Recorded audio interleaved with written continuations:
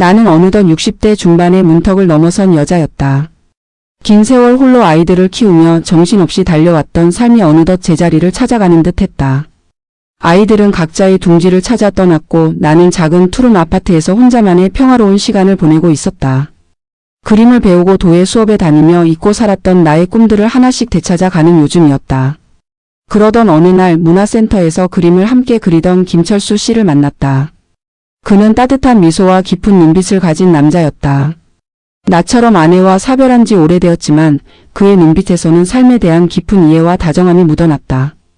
우리는 매일 산책을 함께하고 차를 마시며 이야기를 나누었다.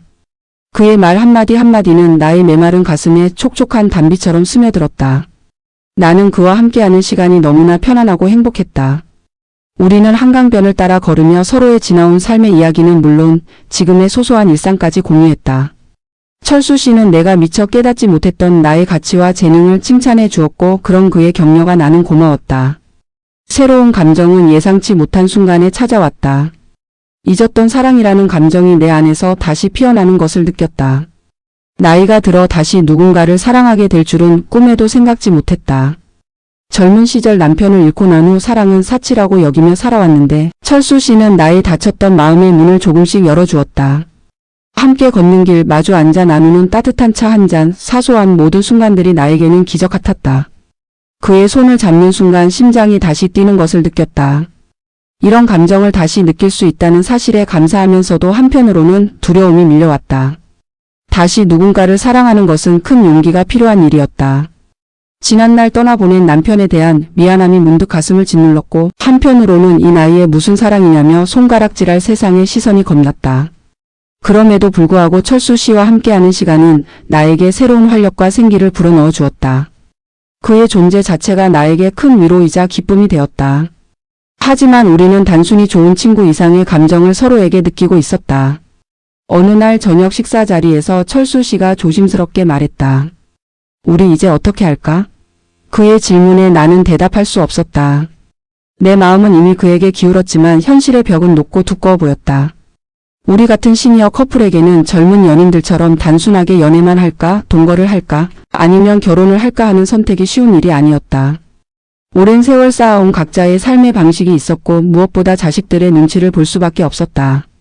자식들에게 나의 재혼이나 동거 사실을 알렸을 때 그들이 어떤 반응을 보일지 상상만 해도 불안했다.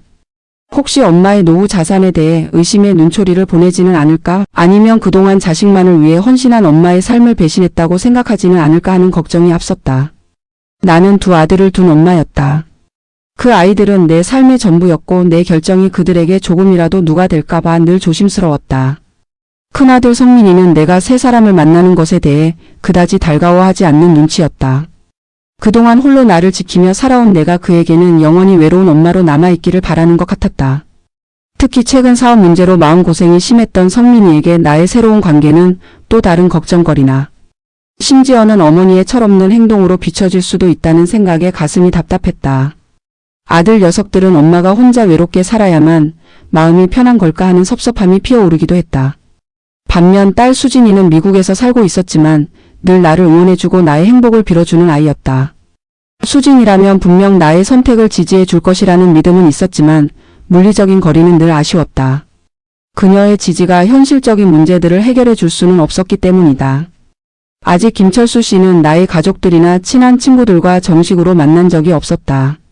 오래전 정숙과의 배신으로 인해 친구 관계에서도 깊은 상처를 입었던 나였기에 다시 새로운 인연을 내 삶에 들이는 것이 쉽지 않았다. 그 사건 이후 나는 사람에 대한 불신이 깊어졌고 누구에게도 나의 깊은 속내를 쉽게 털어놓지 못하게 되었다. 철수 씨를 믿는 마음이 있었지만 과거의 트라우마가 발목을 잡는 것 같았다. 나는 철수 씨와의 관계를 어디까지 진전시켜야 할지 매일 밤 잠 못 이루며 고민했다. 단지 서로의 외로움을 달래주는 연애 관계로만 남을 것인가? 젊은 시절 이루지 못했던 뜨거운 열정을 다시 한번 느껴보는 것으로 만족해야 할까? 아니면 좀 더 깊은 관계인 동거를 시작할 것인가? 결혼은 자식들의 재산 싸움으로 번질 수도 있다는 주변의 이야기를 들은 터라 동거라는 선택지가 덜 부담스러울 수도 있다는 생각이 들었다. 하지만 세상의 시선은 동거하는 노인들을 좋지 않게 바라보는 경향이 있었고 나는 여전히 세상의 눈치를 보지 않을 수 없었다. 더 나아가 서로의 남은 인생을 함께 책임질 결혼이라는 선택을 할 것인가. 이것은 가장 확실한 방법이었지만 가장 많은 파장과 갈등을 불러일으킬 수도 있는 선택이었다. 모든 선택지 앞에서 나는 망설였다. 나의 행복을 우선시할 것인가 아니면 자식들의 마음을 상하게 하지 않을 것인가. 이 모든 복잡한 감정들이 나의 마음속을 휘저었다. 하지만 이대로 포기하고 싶지는 않았다. 뒤늦게 찾아온 소중한 사랑을 놓치고 싶지 않았다.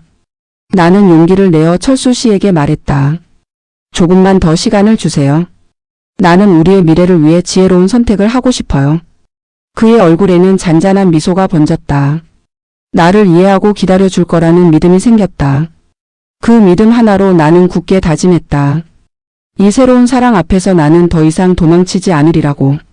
나의 남은 삶은 오직 나 자신을 위해 살아갈 용기를 내리라고. 그리고 사랑의 가장 현명한 답을 찾기 위해 노력하리라고. 나는 철수 씨에게 시간을 달라고 말했지만 사실 그 시간 동안 내가 뭘 해야 할지 막막하기만 했다. 그저 막연하게 지혜로운 선택이라는 단어를 뇌까리며 며칠 밤낮을 뒤척였다. 과연 지혜로운 선택이란 무엇일까? 자식들의 반대를 무릅쓰고 나의 행복을 좇는 것일까? 아니면 그들의 마음을 편하게 해주기 위해 뒤늦게 찾아온 사랑을 외면하는 것일까? 나의 인생에서 자식들은 언제나 1순위였다. 남편을 일찍 떠나보내고 홀로 두 아이를 키우며 살아온 지난 세월이 나에게 준 가장 큰 가르침은 바로 가족의 소중함이었다. 그래서 자식들의 마음에 상처를 주는 일만은 피하고 싶었다. 철수 씨는 나의 결정을 존중해 주었다. 그는 조급해하지 않고 그저 묵묵히 내 곁을 지켜주었다. 그의 변함없는 다정함과 이해심은 나의 혼란스러운 마음에 큰 위안이 되었다. 우리는 변함없이 함께 산책하고 맛있는 식사를 나누었으며 때로는 영화를 보러 가기도 했다. 평범하지만 소중한 일상이었다. 한 번은 오랜만에 문화센터에서 함께 수채화를 그리는 수업에 참여했다. 나는 늘 해오던 풍경화를 그리는데 집중하고 있었고 철수 씨는 옆에서 물감색을 골라주거나 붓을 씻어주는 등 조용히 나를 도왔다. 순간 문득 깨달았다. 그림을 그리는 동안 나는 온전히 나 자신에게 집중하고 행복감을 느낀다는 것을. 그리고 그 행복의 순간에 철수 씨가 함께하고 있다는 것을. 그는 나의 삶에 잔잔하지만 확실한 행복을 더해주고 있었다. 어느 주말 큰아들 성민이에게 전화를 걸어 오랜만에 함께 식사를 하자고 제안했다. 철수 씨와 나의 관계를 조심스럽게 이야기해 볼 생각이었다. 용기를 내어 준비한 자리였지만 막상 성민이와 마주하니 입이 떨어지지 않았다. 녀석은 연신 피곤한 기색이었고 사업 이야기가 나오자 인상을 찌푸렸다. 그는 한숨을 쉬며 최근 투자한 사업이 생각만큼 잘 되지 않아 재정적으로 힘들다는 이야기를 꺼냈다. 그의 이야기를 듣는 동안 나는 나의 개인적인 행복을 이야기할 타이밍을 놓치고 말았다. 아들은 혹시 내가 재혼이라도 한다면 자신의 상속 지분이나 나의 노후 자산에 대해 의심의 눈초리를 보낼 것이 분명했다. 실제로 친한 동네 친구 영희도 비슷한 일을 겪었다며 하소연했었다. 자식들이 엄마의 재산을 보고 재혼을 반대하는 상황은 이 나이에 참 비참한 일이었다. 성민이의 이야기를 들은 후 나는 다시 한번 깊은 고민에 빠졌다. 자식들의 상황이 좋지 않은데 나의 행복만 고집할 수 있을까? 그러나 동시에 나의 삶은 누가 책임져 줄 것인가 하는 회의감도 들었다. 지난 세월 오직 자식들을 위해 헌신했지만 정작 나 자신이 행복했었는지 되물으면 선뜻 대답할 수 없었다. 나는 이제 나 자신을 위해 살아가고 싶었다. 문득 작년에 친정어머니가 돌아가시기 전 내게 남겼던 말이 떠올랐다. 인생은 한 번뿐이니 내 행복을 찾으렴. 어머니는 당신의 삶을 통해 늘 사랑 없는 결혼 생활의 외로움을 내비치곤 하셨다. 어머니의 뒤를 따라 똑같이 후회하는 삶을 살 수는 없었다. 친구들과의 관계 또한 쉽지 않았다. 특히 정숙과의 아픈 기억은 나에게 깊은 불신을 안겨주었다. 전 재산을 잃게 만든 그녀의 배신은 나에게 사람을 믿는 것에 대한 커다란 장벽을 만들었다. 내가 다시 누군가와 깊은 관계를 맺고 싶어 한다는 사실을 알면 그녀의 일에 대해 걱정해 주었던 친구들조차 어떤 반응을 보일지 알 수 없었다. 철수 씨와 나의 관계가 자칫 가십거리가 되거나 내가 또다시 어리석은 선택을 했다며 비난받을 수도 있다는 생각에 주저하게 되었다. 이런저런 생각이 나를 잠식할 때마다 나는 나의 약하고 겁 많은 모습을 보았다. 새로운 관계는 과거의 상처를 들추어내는 듯했고 나는 다시금 외로움에 몸서리쳤다. 며칠 후 철수 씨를 만났다. 그는 여느 때처럼 따뜻한 미소를 지으며 나의 이야기를 들어주었다. 나는 성민이와의 식사 이야기 그리고 내 마음속 복잡한 감정들을 솔직하게 털어놓았다. 철수 씨는 잠자코 듣기만 하다가 조용히 내 손을 잡아주었다. 그의 따뜻한 손길은 나의 불안감을 조금이나마 잠재웠다. 나와 함께하는 게 힘들다면 그냥 친구로 남아도 좋아요. 당신이 행복한 길을 선택했으면 좋겠어. 그의 말에 오히려 눈물이 핑 돌았다. 그의 넓은 이해심과 배려심은 내가 젊은 시절부터 늘 갈망했던 것이었다. 그때까지 나는 나를 있는 그대로 받아들여주는 사람을 만나본 적이 없었다. 그저 희생하고 참아왔을 뿐이었다. 나는 곰곰이 생각했다. 과연 내가 원하는 행복은 어떤 형태일까? 연애만 하는 것으로 만족할 수 있을까? 서로에 필요할 때만 만나 달콤한 시간을 보내는 것은 편리할지 몰라도 때때로 찾아오는 깊은 외로움은 어떻게 채울 수 있을까? 동거는 어떨까? 젊은 시절 함께 이루지 못했던 소박한 가정의 꿈을 철수 씨와 함께 꾸려볼 수 있을까? 함께 아침을 맞고 밥을 먹고 소소한 일상을 공유하는 것. 상상만으로도 따뜻해지는 감정이었다. 하지만 결혼만큼이나 자식들의 반대가 심할 수도 있다는 현실적인 벽이 있었다. 젊은 사람들의 동거는 이해해도 나이 든 부모의 동거는 받아들이지 못하는 게 우리 사회의 일반적인 시선이었다. 그럼 결혼은? 결혼은 현실이었다. 서로의 재산을 합쳐야 할 수도 있고 건강 문제나 자식 문제 등 현실적인 복잡함이 뒤따를 것이다. 과연 그 모든 파고를 넘어서 철수 씨와 내가 진정으로 행복할 수 있을까? 주변 시선과 자식들의 반대를 무릅쓸 만큼 우리의 사랑은 견고할까?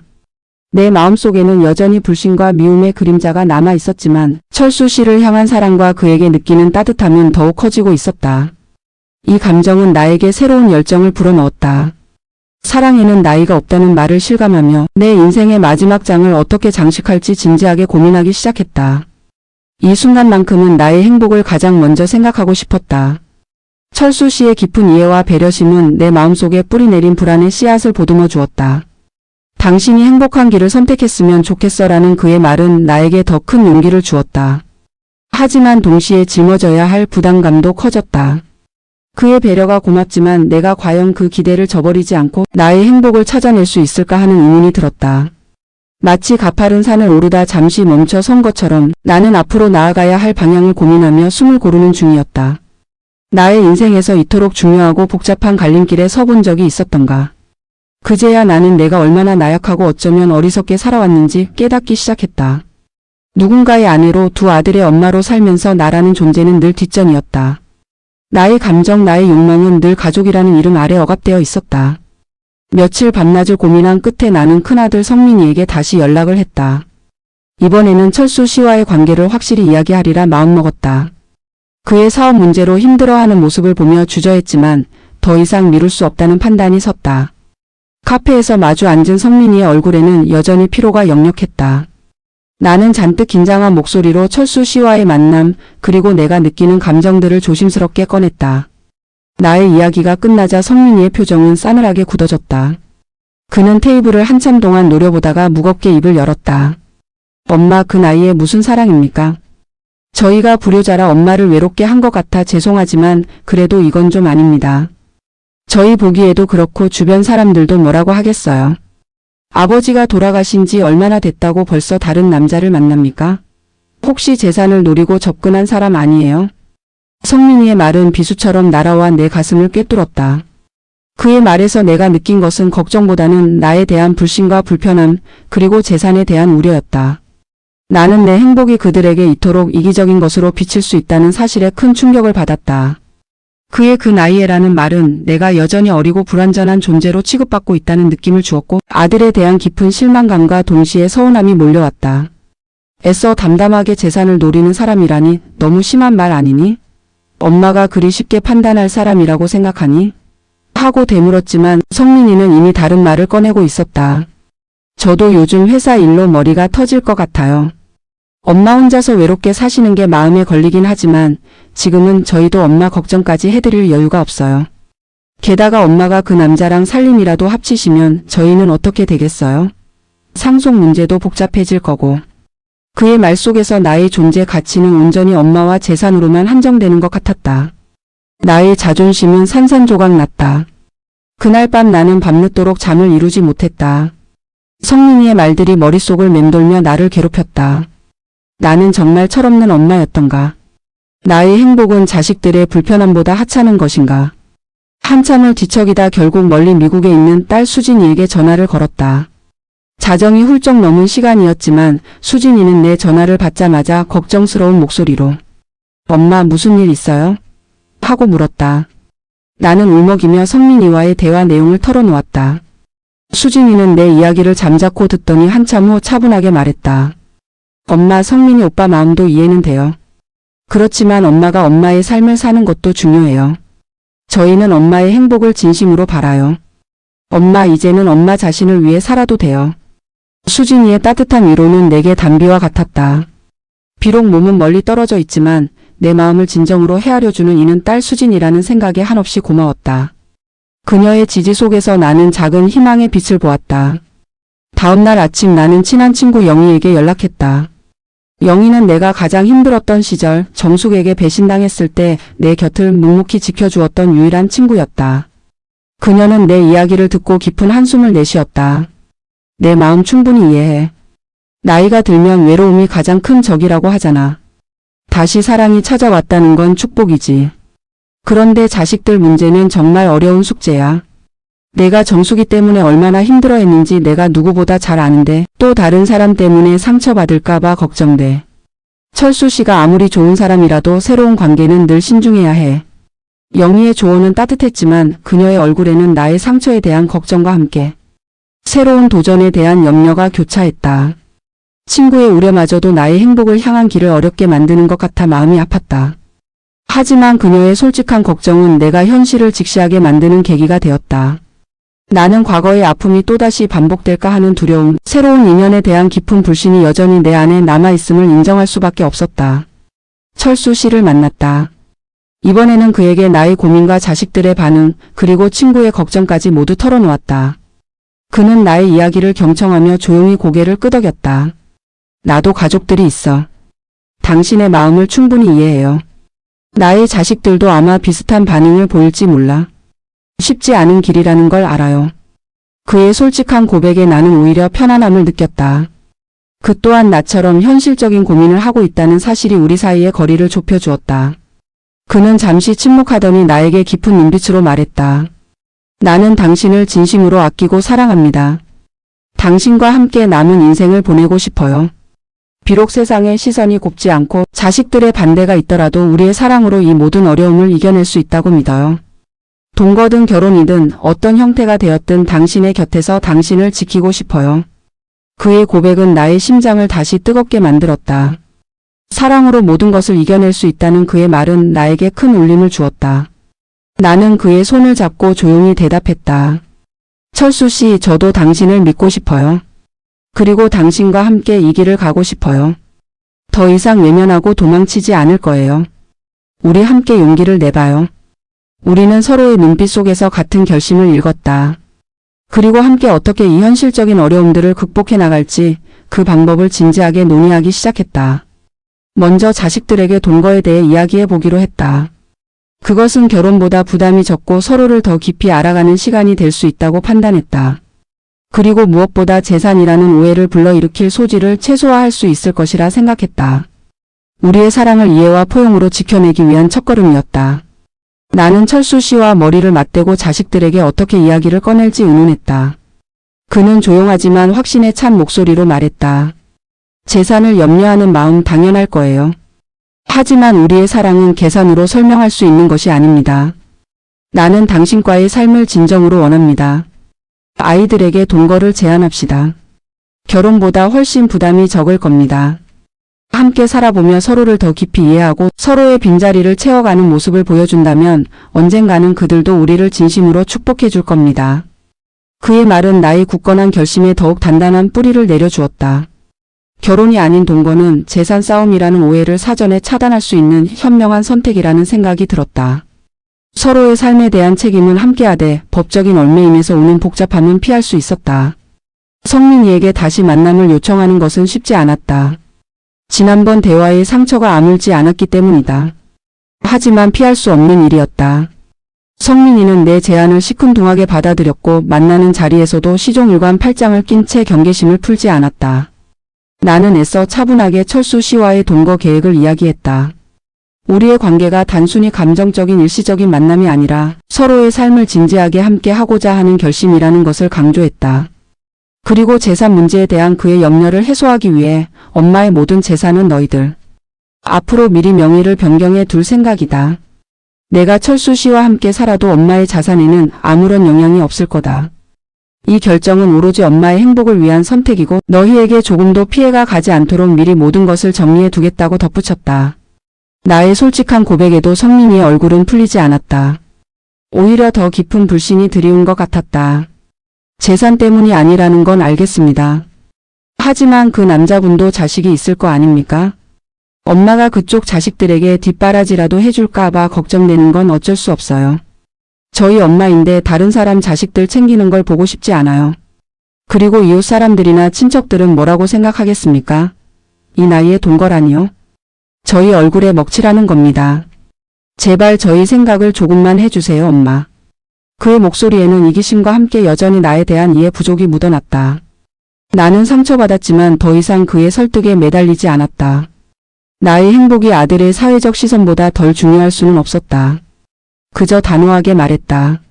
엄마의 삶은 엄마의 것이란다.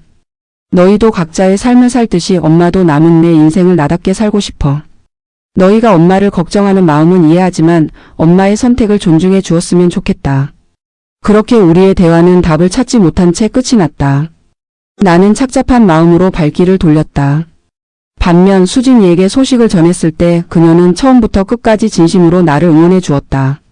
엄마 정말 잘 생각하셨어요. 엄마가 철수 아버님과 행복해하는 모습 보니까 저도 기뻐요. 재산 문제로 오빠랑 다툰 건 좀 속상하지만 엄마가 떳떳하게 동거를 선언하시면 결국 모두 엄마를 이해하게 될 거예요.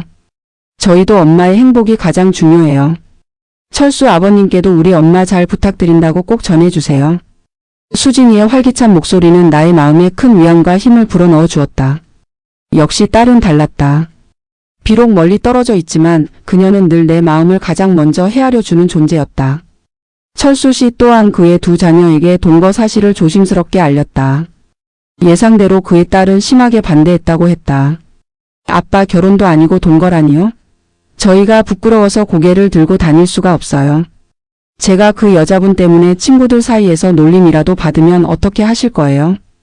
이 나이에 그러시는 거 아니에요. 제발 좀 신중하게 생각해 주세요. 철수 씨의 아들은 비교적 차분하게 반대 의사를 표명했다. 아버지의 행복을 바라는 마음은 같지만 저희가 생각할 시간을 좀 주셨으면 합니다. 갑작스러운 소식이라 많이 혼란스럽습니다. 철수 씨 역시 나처럼 자식들과의 깊은 대화를 통해 오해를 풀고 싶어 했지만 상황이 쉽지 않다는 것을 알게 되었다. 우리는 서로의 아픔을 공감하며 더욱 단단해졌다. 우리 둘이 힘을 합치면 이겨낼 수 있다는 믿음이 커져갔다. 우리는 동거를 위한 구체적인 준비에 착수했다. 철수 씨는 그의 집을 정리하기 시작했고 나는 나의 작은 아파트를 좀 더 넓은 곳으로 옮기기 위해 부동산을 알아보았다. 새롭게 시작하는 보금자리를 함께 꾸려간다는 생각에 마음이 설레면서도 한편으로는 과연 잘 해낼 수 있을까 하는 불안감이 그림자처럼 따라붙었다. 평생 혼자 살아온 각자의 방식이 있었기에 합쳐진다는 것은 단순히 물리적인 공간의 결합만을 의미하지 않았다. 서로의 습관과 생활 방식을 존중하고 배려하는 노력이 필요했다. 어느 날 저녁 철수 씨와 동네의 한정식집에서 저녁 식사를 했다. 따뜻한 차림상 앞에서 그는 나의 손을 잡고 말했다. 이제야 당신과 함께 밥을 먹는다는 것이 실감이 나네요. 남은 인생 동안 당신의 아침밥을 제가 차려주고 싶고 당신이 차려준 따뜻한 저녁 밥상을 함께하고 싶어요. 그의 진심 어린 고백에 나는 뜨거운 눈물이 핑 돌았다. 나는 사랑의 형태가 꼭 법적인 결혼 제도에 국한될 필요가 없다는 것을 깨달았다. 우리가 서로를 진심으로 아끼고 사랑한다면 그것이 곧 가장 아름다운 관계의 형태라는 것을.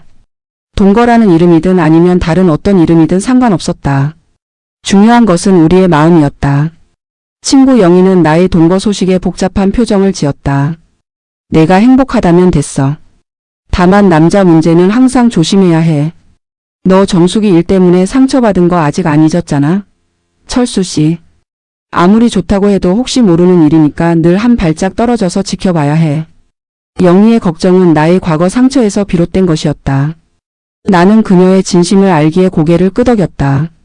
그녀의 우려는 비록 나의 행복의 걸림돌이 될 수도 있었지만 한편으로는 내가 자칫 놓칠 수 있는 현실적인 문제들을 다시 한번 되짚어보게 하는 계기가 되었다. 나는 여전히 과거의 배신이라는 그림자로부터 완전히 자유롭지는 못했다. 하지만 철수 씨를 향한 나의 사랑과 믿음은 그 그림자보다 훨씬 더 크고 강력했다. 나는 나의 남은 인생을 사랑과 용기로 채워나갈 준비가 되어 있었다. 우리는 이삿짐을 정리하며 새로운 보금자리를 꾸려나갔다. 철수 씨와 나의 짐들이 뒤섞이는 모습이 마치 우리의 삶이 하나로 융합되는 것 같아 묘한 감동을 안겨주었다. 새로운 아파트는 한강이 보이는 작은 투룸이었다. 화려하지는 않지만 서로의 취향을 담아 따뜻하게 채워나가는 과정 자체가 행복이었다. 우리는 함께 가구를 고르고 벽지를 결정하며 소박한 행복을 맛보았다. 하지만 현실은 녹록지 않았다. 오랫동안 혼자 살았던 습관들이 부딪히기 시작했다.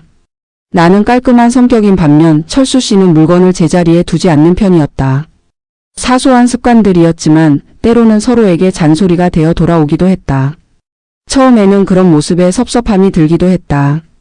내가 또다시 누군가를 뒷바라지하며 살아야 하는 건가 하는 서운함이 마음속 깊은 곳에서 고개를 들었다. 하지만 우리는 대화로 풀어나갔다. 철수 씨는 나의 말을 경청했고 나는 그의 입장에서 이해하려 노력했다. 서로의 다름을 인정하고 조율해 나가는 과정 자체가 사랑의 또 다른 모습이라는 것을 깨달았다. 우리는 함께 규칙을 정하고 서로에게 편지를 써서 마음을 전하기도 했다. 그렇게 작은 갈등들을 해결해 나가며 우리는 더 깊은 신뢰를 쌓아갔다. 어느 날 예고 없이 큰아들 성민이 찾아왔다. 그는 굳은 얼굴로 현관에 들어섰고 나의 손을 잡고 있는 철수 씨를 노려보았다. 냉랭한 분위기 속에서 성민이는 다시금 동거를 반대하는 이야기를 꺼냈다. 그의 주장은 여전했다. 어머니 아무리 제가 반대해도 소용없다는 거 이제는 알겠습니다. 하지만 제발 주변 사람들에게 망신시키지는 말아주세요. 동거가 뭐예요, 동거가. 최소한 같이 산다는 것을 알리지 말고 조용히 지내주세요. 그의 비아냥거림에 철수 씨의 얼굴에도 그늘이 드리워졌다. 나는 차마 그에게 대꾸할 기운조차 없었다. 이토록 완강한 아들의 불신과 미움은 나를 너무나 지치게 했다. 철수 씨는 침착하게 성민이를 마주보며 말했다. 성민아, 우리가 동거를 택한 것은 너희에게 피해를 주고 싶지 않아서였다. 그리고 어머니를 진심으로 아끼고 사랑하기 때문이다. 우리가 너희에게 떳떳하지 못한 행동을 하는 것이 아니다. 어머니의 남은 인생을 외롭지 않게 지켜드리고 싶을 뿐이다. 너도 언젠가 사랑하는 사람과 함께 늙어가고 싶다는 마음이 들지 않겠니? 우리를 좀 더 지켜봐 주렴. 그때 현관문이 열리고 철수 씨의 딸 지영 씨가 들어섰다. 그녀 또한 성민이와 비슷한 불만을 토로했다. 아버지, 저희가 부끄러워서 고개를 들고 다니지 못하겠어요. 철수 씨는 당황했지만 이내 침착하게 지영 씨에게도 우리의 진심을 전했다. 예상치 못한 자식들의 방문에 우리는 그저 서툰 변명만 늘어놓는 듯 했다. 그때였다. 문 밖에서 초인종 소리가 들렸다. 문을 열어보니 멀리 미국에서 수진이가 깜짝 방문한 것이었다. 수진이는 특유의 밝은 미소로 모두를 껴안으며 말했다.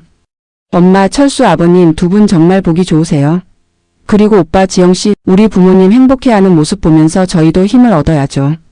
재산 같은 것 때문에 부모님 행복을 방해하는 건 너무 이기적이에요. 수진이의 등장은 꽁꽁 얼어붙었던 분위기를 조금이나마 녹여주었다. 그녀의 진심 어린 말 한마디 한마디는 다친 마음들을 조금씩 흔들기 시작했다. 수진이의 중재로 그날 저녁 우리는 모두 한자리에 앉아 오랜 시간 대화를 나누었다. 성민이와 지영씨는 여전히 마음을 완전히 열지 못했지만 수진이의 적극적인 설득과 철수 씨의 진심 어린 태도에 점차 누그러지는 기색을 보였다. 특히 철수 씨는 자신의 모든 재산을 자식들에게 미리 상속하고 나에게는 일절 금전적 부담을 주지 않을 것임을 명확히 밝혔다. 또한 내가 나의 재산을 자식들 앞으로 미리 명의를 변경하겠다는 계획도 함께 이야기했다. 재산에 대한 오해를 완벽하게 해소하려는 우리의 노력은 성민이와 지영씨의 불안감을 상당히 잠재웠다. 우리는 우리에게 주어진 시간 동안 진정한 사랑의 모습을 보여줄 것을 약속했다. 시간이 흘렀다. 우리는 서로를 더 깊이 알아가고 사랑하는 법을 배웠다. 사소한 다툼도 있었지만 이제는 그것 또한 우리의 삶을 풍요롭게 하는 일부라는 것을 깨달았다. 철수 씨는 나의 취미인 그림을 함께 그리기 시작했고 나는 그의 도예 작품에 어울리는 유학을 찾아주며 서로의 예술 세계를 존중했다. 매일 아침 함께 산책하고 맛있는 음식을 해먹으며 평범한 일상을 채워갔다. 우리가 함께 있는 모든 순간은 사랑과 행복 그 자체였다. 이 행복은 숨길 수도 숨길 필요도 없는 것이었다. 주변 친구들의 시선도 점차 바뀌기 시작했다. 처음에는 걱정스러운 눈빛을 보내던 영희도 이제는 나의 얼굴에 드리운 행복을 보고 진심으로 축하해 주었다. 내가 이렇게 환하게 웃는 건 남편 떠나고 처음 보는 것 같아. 철수 씨 좋은 사람이야. 이젠 너도 행복할 자격이 충분해. 그녀의 따뜻한 말은 나의 오랜 상처를 어루만져 주었다. 정숙의 배신으로 생긴 깊은 불신감도 철수 씨의 한결같은 사랑과 영희의 변함없는 우정 덕분에 조금씩 치유되어 갔다. 인간관계는 상처를 주기도 하지만 결국 또 다른 관계를 통해 치유될 수 있다는 것을 깨달았다. 어느덧 1년이 지났다. 성민이와 지영 씨의 마음도 많이 풀렸다. 처음에는 어색해하던 우리들의 동거를 이제는 어느 정도 인정하고 존중해주는 듯 했다. 특히 수진이는 종종 가족 모임을 주선하여 성민이와 지영 씨가 우리와 더 가깝게 지낼 수 있도록 다리 역할을 해주었다. 우리는 함께 여행을 가기도 하고 명절에는 다 함께 모여 식사를 하며 화목한 시간을 보냈다. 혈연으로 맺어진 가족이 아니더라도 사랑과 이해로 맺어진 또 다른 형태의 가족이 될 수 있다는 것을 모두가 조금씩 알아가고 있었다. 우리는 동거라는 형태의 삶을 계속 이어가기로 결정했다. 결혼이라는 제도에 얽매이기보다는 지금처럼 서로의 존재 자체를 감사하고 사랑하는 것이 더욱 소중하다고 생각했다. 물론 언젠가 우리도 자식들이 모두 모인 자리에서 정식으로 혼인 서약을 할지도 모른다. 하지만 그때가 언제가 되든 우리의 사랑은 지금 이 순간에도 변함없이 뜨겁고 단단했다. 나는 이제 자신 있게 말할 수 있다. 사랑에는 나이가 없다고. 그리고 시니어 커플에게도 자신만의 방식으로 사랑할 선택지가 있다고. 연애, 동거, 결혼 그 어떤 선택이든 중요한 것은 서로를 향한 진실된 마음과 용기, 그리고 서로를 이해하고 포용하는 지혜다. 나의 남은 인생은 사랑과 행복으로 가득 채워질 것이며 나는 그 이야기를 유튜브 시청자들에게 꾸준히 전할 것이다. 나이가 들었다고 해서 사랑을 포기할 필요는 없다. 오히려 더 깊고 성숙한 사랑을 통해 인생의 마지막 장을 가장 아름답게 장식할 수 있다. 나의 이야기가 지금 사랑 앞에서 주저하는 많은 시니어들에게 용기와 희망이 되기를 진심으로 바란다. 나의 인생 2막은 지금부터가 진정한 시작이다.